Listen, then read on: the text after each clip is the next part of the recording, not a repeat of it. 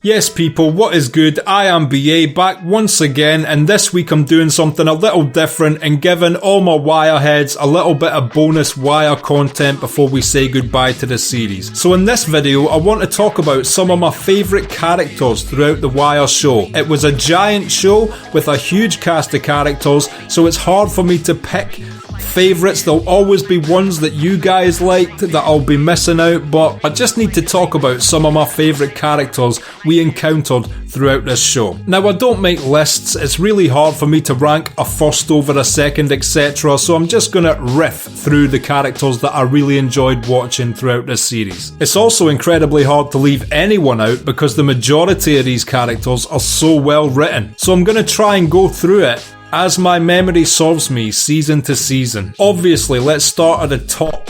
Avon Barksdale, the original Don. I absolutely love the way he conducted himself. Obviously all about making his money. He had the street power that Stringer Bell didn't have. Stringer Bell was always too business minded, but that'll only get you so far in a deadly drug game like heroin distribution. And Avon Barksdale had the other side on lock. But the difference between Avon and Marlo was Avon was only ever as ruthless as he needed to be. In my opinion, Marlo, on the other hand, went above and beyond the Call of Duty when it came to ruthlessness. Many times he would let pride or pettiness take the place of what was a smart move or a necessary one. To me, Avon was only ruthless when it was a smart thing to do or a necessary thing to do. A lot of people point to the torture and death of Brandon as some fucked up shit that Avon ordered. Trust me, don't let this show tint your glasses. In real life, people like Omar, the stick-up kids, are the worst of the worst. And when a stick-up kid is robbing you of your product, if you can get hold of one of them, it is not above and beyond the realms of possibility that you will want to send a very, very strong example to anybody else thinking about doing the same thing.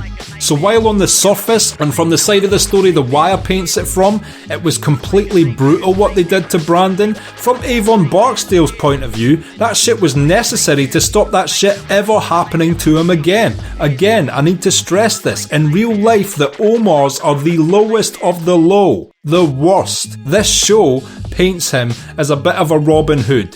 In real life, they are not Robin Hoods, trust me. And there was also other scenes with Avon where it showed that he really did have a good side, like when he decided to just give Cutty that 10 G's cash, like go on mate, go and start that boxing gym. You don't want to be a part of my gang anymore, you want to do something positive, there's the money. So it showed that he still had a side that cared. He looked out for all his soldiers when they got jailed, such as Weebay. He was still looking after his sister. He was doing this to support his family first, not just to be a ruthless kingpin. And my other favourite character from season 1 was obviously D'Angelo Barksdale. I was heartbroken when they killed him off in season 2. It took me episodes and episodes to get over it. And it's because he was a guy thrust into this game through family connections, obviously Avon being his uncle. He always seemed like he wasn't cut out for it and destined for something else. It was a very tragic story arc, and just when you thought he had transcended himself in jail,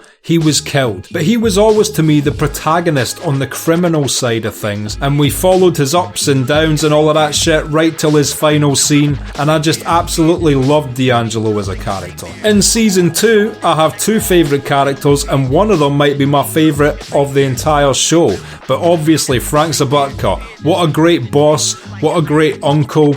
He was trying so hard to keep his docs alive, trying so hard to keep money in the pocket of all his workers, while the industry itself was crumbling around him. The city wouldn't fix the canal to increase the ships that the docks got. He was always fighting an uphill battle. He was trying his hardest to do what he needed to do, which is the only reason he was in communication with the Greeks. It was a great way for him to get money during such a tumultuous time on the docks itself. And who'd have thought that petty prick Valchek would inevitably lead to Frank's death? Yes, his death was at the hands of the Greek due to an absolute load of other shit, very complicated, but at the end of the day, to me, if it wasn't for Valchek's petty fucking bullshit to do with the church window, none of that other shit would have happened. Tragic when he died as well, absolutely brutal scene, and yeah, Frank Zabatka was one hell of a character. My other favourite character from Season 2, you should already know this, Brother Muzone. Probably my favourite character in the entire show. At least my favourite minor character. He wasn't even in that many scenes, and he was incredible in all of them. If you look at characters like Gus Fring or Dr. Narcisse in Boardwalk Empire, they seem clearly derivative of the Brother Muzone character who came first. Now, how do you get a really smart, proper talking guy from the ghetto to also be an effective hired gun? The Nation of Islam, and I thought that was a great way to tie in all those elements into a singular character and to explain why he himself holds so much weight. He's protected by the group which he represents, and he himself is a formidable force when it comes to muscle. He was the perfect guy for Avon to hire when the Eastside guys were originally trying to move into his turf, and he just shoulder shots Method Man, and they all scattered away, never to be seen again until Stringer Bell snakes him. I just loved the way he conducted himself, well spoken, invisible to authorities, they would walk right past him, but still absolutely ferocious and terrifying enough that one confrontation with the Eastside crews left them invisible to Avon's turf. It was just a beautiful character, and obviously when he pops back up later, it was so great to see. Possibly, in fact, one of my favourite scenes in the entire show was when Brother Muzone came back, teamed up with Omar, and together they took out Stringer Bell. Season 3 for me had two standout characters, but one of them had been there from the start. It was just Season 3 I grew to really like him. The first is Bunny Colvin. What a great character. He was the only cop throughout the entire show that truly tried to make a change, even if it meant losing his job. Except, of course, perhaps in Season 5 you could say that Daniels did the same thing. But Bunny Colvin not only did that, but he also tried to really change the way the police were. He tried to change every system he got his hands on, even creating Hamsterdam in a last-ditch effort to desperately alter the police stats without juking them. And it worked. Obviously what he was doing was technically illegal, but it really worked. Crime reduced in so many different areas thanks to that idea, and the fact he was punished for it in the end is just, typical of the way the world is, And his character, it almost started as like being awestruck at the problems, and throughout all these attempted changes he made, he ended up almost being just disenfranchised with it all, to the point of laughing instead of crying. I'm happy that in Season 5 he had a little bit of an upswing in the fact that he took care of Namond, and it seemed to all be going well from that side when we left him at the end of the show. The other character, like I said, I didn't even really like throughout the first couple seasons, is Bubbles. Bubbles at first just struck me as a hypocritical, desperate snitch. He was happy to buy heroin off these guys, but also happy to get the same guys arrested.